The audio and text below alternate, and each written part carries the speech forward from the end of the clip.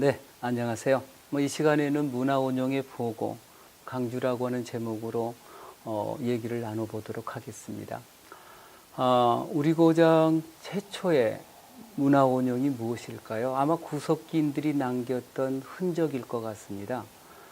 전 시간에도 말씀을 드렸습니다마는 지평동에 12만 5천 년 전에 구석기인들이 남겼던 몸돌이나 찌개와 같은 도구가 강주에 남은 최초의 문화 원형이라고 생각을 합니다. 청동기 시대가 되면은 족장들이 남긴 거대한 구조물인 거인돌이 남게 되는데요. 거인돌은 스칸디나비아 반도 지중해 연안, 아프리카, 심지어 아프리카라든가 중국, 인도, 한국, 일본 등 전 세계적으로 분포하고 있는데요. 놀라운 것은 전 세계에 보고된 거인돌 6만여 기 중에 3만여 기가 한반도에 있고, 그리고 2만 내지 3만 기가 우리 강주 전남에 있다는 겁니다. 그러니까 우리 지역은 거인돌 왕국인 셈이죠.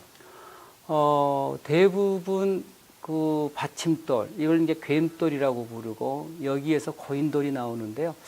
우리 지역은 괸돌이 낮은 남방식 거인돌인데, 강주 서구 영두동에는 괸돌이 큰 북방식 거인돌이 남아있다는 것이 매우 특이합니다. 강주에만 하더라도 수백 개의 거인돌이 남아있는 거죠. 강주에 사적이 지금 두 개가 있어요. 하나는 청동기 시대 유적지인 신창동 유적이고요. 또 하나는 조선 초기에 무등산 자락에서 구웠던 충효동 가마터가 현재 사적으로 지정이 되어 있습니다. 신창동 유적은 2000년 전 강주 사람들이 살았었던 흔적을 가장 잘 보여주고 있는데요. 당시 강주 사람들이 옷을 해 입었고, 그리고 칠기 그릇을 사용하고 있었으며 마차를 탔고, 그리고 심지어는 155cm의 벽껍질층이 남아 있는데, 이것은 중국 하모도 유적의 70cm를 능가하는 세계 최고의 농경의 흔적을 보여주는 유적지이기도 하거든요. 아무튼 2000년 전에 우리 고장 사람들이 남긴 최고의 문화원형은 신창동의 유물들이다 라고 말씀을 드릴 수가 있습니다. 무등산 자락에 분청사기를 구원했던 충효동 가마터도 매우 중요한 사적지입니다. 현재 141호로 지정되어 있는데요. 고려시대 때 청자가 유명하죠. 우리나라 청자의 40%를 이렇게 만들어서 중앙에 납품했던 곳인데, 고려 말에 애구가 침범하면서 많은 더 이상 구원하지 못하고 도공들이 여러 군데로 흩어지게 되는데, 그 중에 한 무리가 무등산으로 왔던 거죠. 청자는 거흔흙을 침전시켜서 만들지만 분청사기는 흙 자체를 거르지 않고 쓰기 때문에 표면이 울퉁불퉁하죠. 그래서 분칠을 하기 때문에 분청사기라고 하는 이름이 붙어 있는 겁니다. 풍암정 쪽으로 가는 길목에 현재 가마터가 있는데요.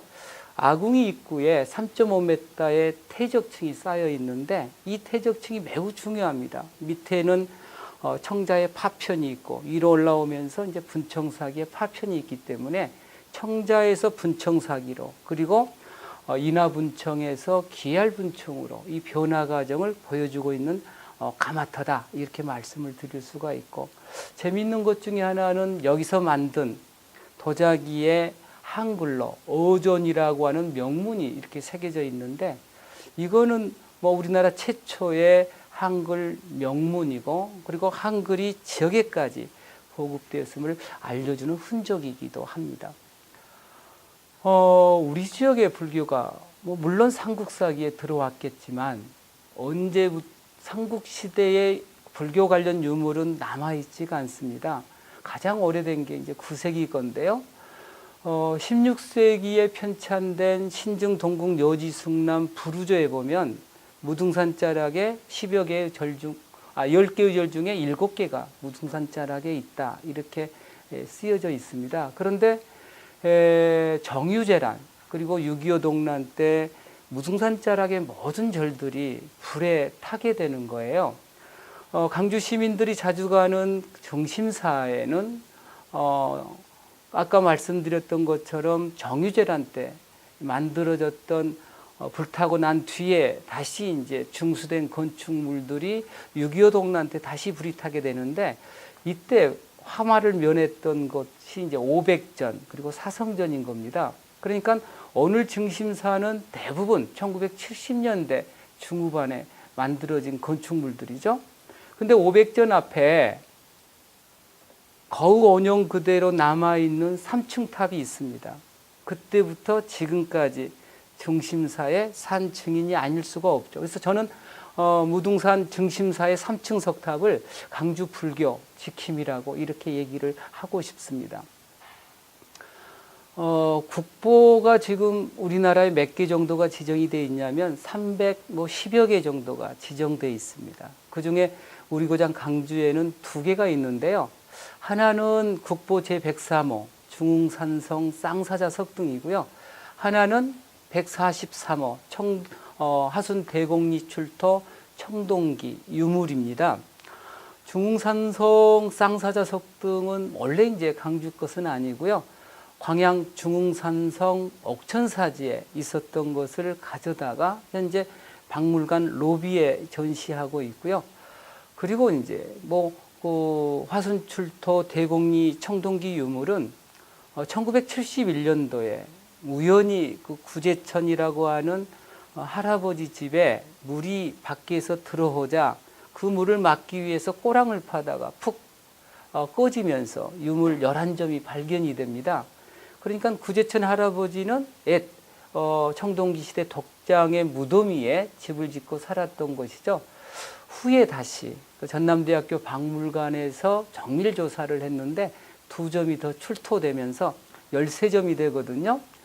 우리나라의 청동기 유물은 엄청 많이 남아 있는데 95% 이상이 정확한 출토지를 알 수가 없는데, 이 대곡리 출토 유물은 정확한 출토지를 알 수 있을 뿐 아니라 13점이라고 하는 다량의 청동 유물이 출토되어 있기 때문에 되자마자 국보 143호로 지정이 됩니다. 강주에 국보가 2점 있다 하는 말씀을 드렸고요.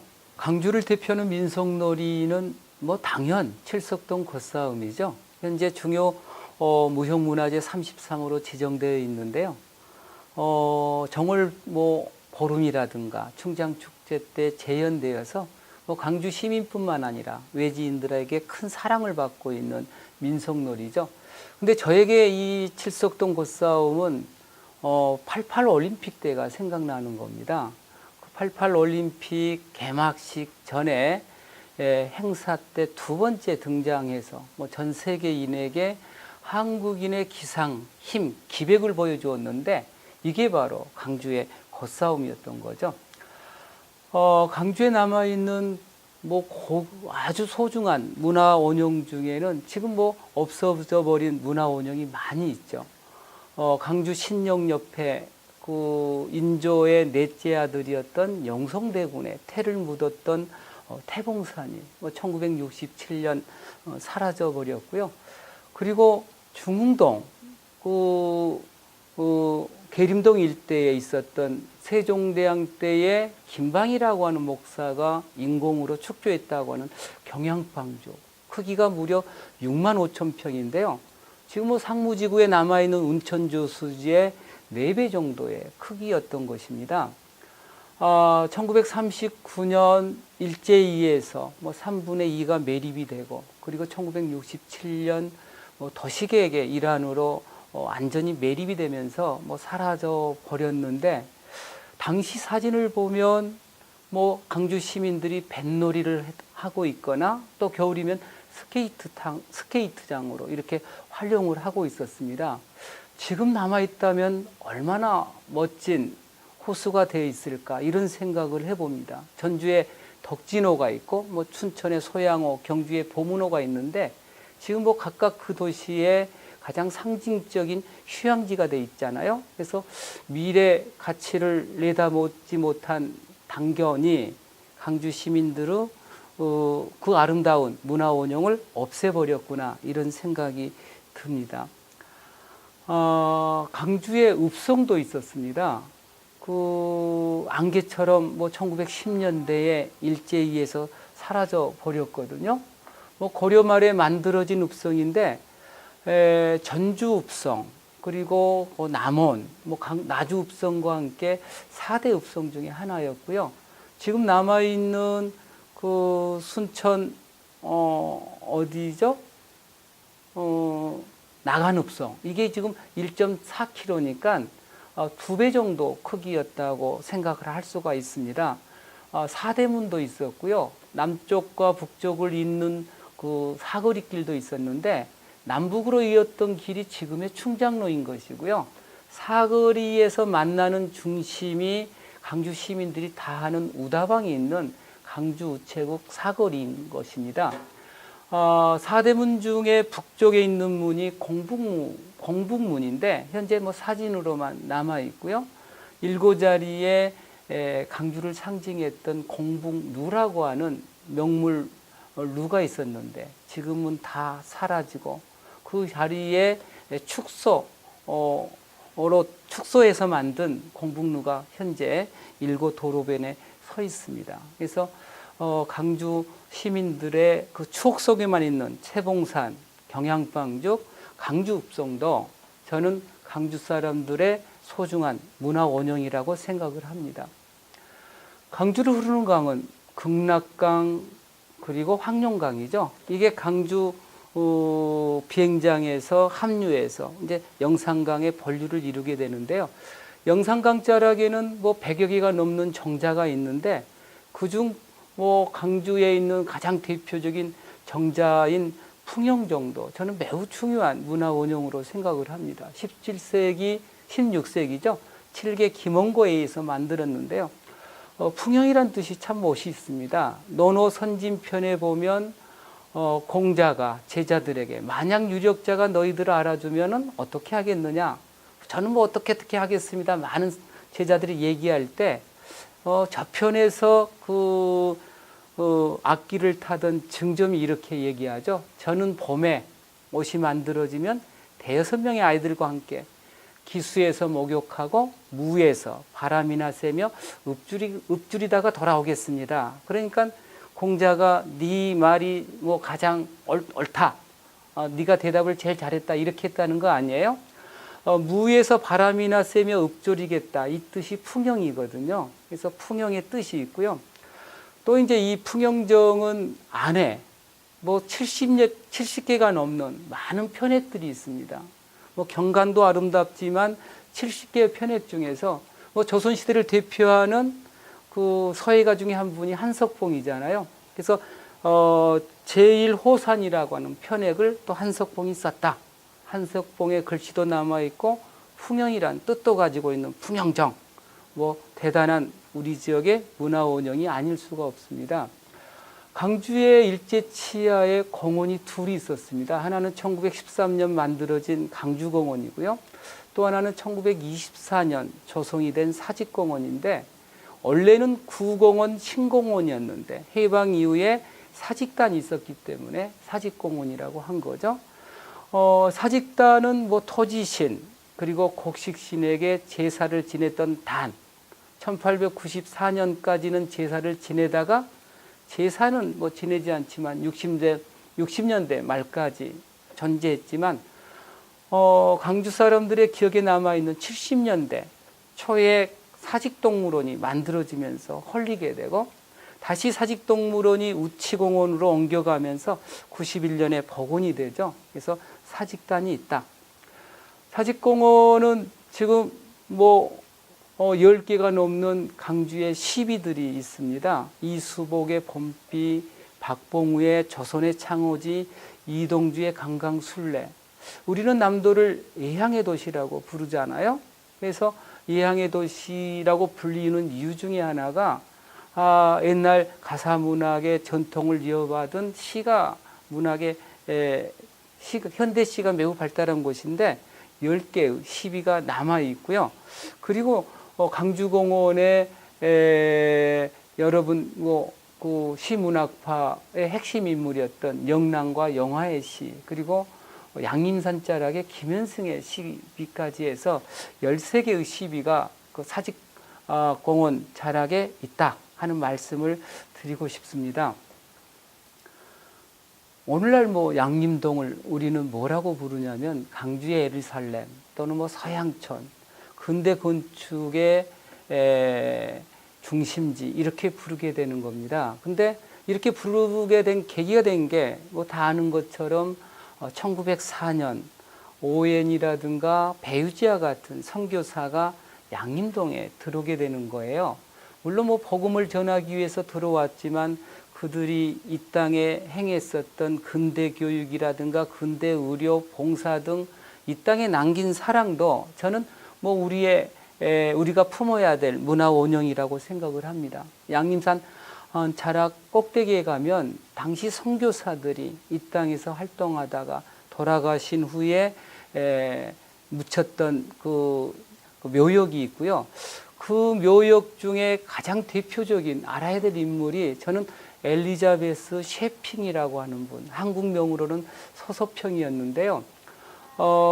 간호선교사로 강주에 와서 뭐 과부 38명, 그리고 13명의 딸과 1명의 아이, 남아를 입양해서 키워낸 그 분이시고요. 1933년에 한센병 환자들은 그 제2세를 생산해서는 안 된다고 해서 총독부가 그 거세하는 법안을 만들자 강주에서 뭐 10여 명의 한센병 환자와 함께 서울까지 쳐들어갔던 분이세요. 유명한 한센병 행진인데 이때 서울에 뭐 도착하니까 뭐 200여 명의 한센병 환자로 늘어나 있었고요. 결국은 그 법안을 저지하는 데 성공을 하게 되죠. 이분이 1934년에 돌아가셨을 때 강주 최초의 사회장으로 이렇게 장례를 치렀고요. 그 장례 뒤를 한센병 환자 거지들이 따르면서 어머니를 오열했다고 합니다. 미국 장로회가 선정한 가장 위대한 선교사 7명 중에 한 분이 강주 땅 양림동에 파견되었던 엘리자베스 셰핑이었던 겁니다. 뭐 강주는 뭐 1500년의 역사를 가진 고도지만 금남로에 보면 대부분 70년도 건축물이거든요. 양림동의 선교사들에 의해서 1910년도에 만들어진 뭐 커티스 메모리얼 홀이라든가 우월순 선교사 사택, 오행기념관, 뭐 스피아홀 같은 건축물들이 1910년대에 만들어지면서 강주 근대 건축의 보고로 양림동이 불리고 있습니다. 우리 고장을 애향이라고 부르는 이유 중에 하나가 의제 허백년 선생의 춘설원과 관련이 있다고 생각을 합니다. 남종화의 대가는 진도에서 출생했던 소채 허련인데요. 그 손잡벌 되시는 분이 허백년이죠.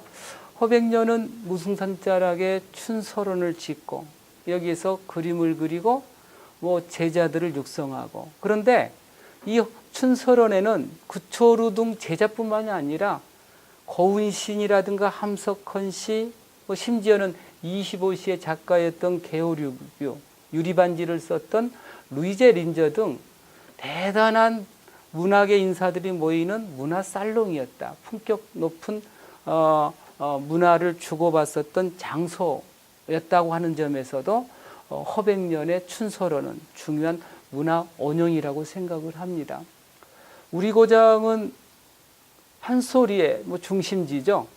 여러 명창들이 등장했지만 가장 유명한 분은 쑥대머리 하나로 일약 명창에 올랐던 임방울은 아닐까 싶습니다. 쑥대머리 하나로 취입을 해서 뭐 당시 120만 장의 레코드가 팔렸다고 하니까 뭐 대단하죠. 성정리 출신이신데 지금 뭐 성정공원에 기념비가 서 있고요. 성정 지하철 역사 안에는 현재 기념관이 남아 있습니다. 21세기 한중 위인물이었던 정률성도 언급을 해야 될 인물인 것 같습니다. 1914년 불로동에서 출생을 하셨고요. 19살에 독립운동을 하기 위해서 중국으로 건너가는데 혼자만이 독립운동을 했던 분이 아니시고요. 큰형 효령, 둘째 충령, 셋째 의은, 누나 봉이, 봉이 남편 박건웅과 함께 독립운동을 한 우리 지역 최대 독립운동가라고 얘기할 수가 있습니다. 그런데 중국인에게 정률성은 누구냐? 중국인민군 군가 애난송 등을 작곡한 혁명음악가로 알려지고 있고요. 그리고 마오쩌둥에 의해서 중화인민공화국이 1949년도에 건국이 되는데 2009년도에 신중국 건설 영웅 100명 중에 한 분으로 중국 인민들에 의해서 선출됐던 분이 정률성입니다. 그러니까 정률성은 중국인에게 매우 중요한 혁명음악가요. 새로운 중국을 건설한 영웅으로 떠받들어지고 있는 것입니다. 왜 정률성을 언급하냐면 지금 중국이 G2고 곧 있으면 G1이 될 수 있는 나라잖아요. 이 작년에 통계를 보면 미국, 일본, EU를 합한 교역량보다도 중국과의 단일 교역량이 더 많았다고 하는 사실은 중국이 없으면 대한민국의 중국이라고 하는 나라가 대한민국의 미래에 매우 중요한 나라인데 그 중요한 역할을 해낼 수 있는 분이 저는 정률성이라고 생각을 합니다. 중국은 지금 15억의 인구인데요. 1억 명이 세계를 다니는 여우커들이잖아요. 몇 년 전에 태국, 일본을 제치고 한국이 중국인들이 가장 많이 찾는 나라가 됐습니다. 2, 3년 안에 1,000만 명 이상이 올 걸로 예상이 되는데요. 우리 지역에 오는 중국인들이 매우 적은데 중국인들을 유치하는 핵심 인물이 중국인에게 가장 잘 알려진 정률성이라고 생각을 합니다. 강주의 현대 설치 미술 전시회가 열리죠. 비엔날레. 1994년부터 경연제로 시작해서 지금 11번째 열리고 있는데요. 아시아 최초의 비엔날레 그리고 세계 5대 비엔날레로 선정이 되어 있다고 합니다. 강주는 애향인데요. 비엔날레가 강주, 애향 강주의 미래였으면 좋겠습니다. 감사합니다.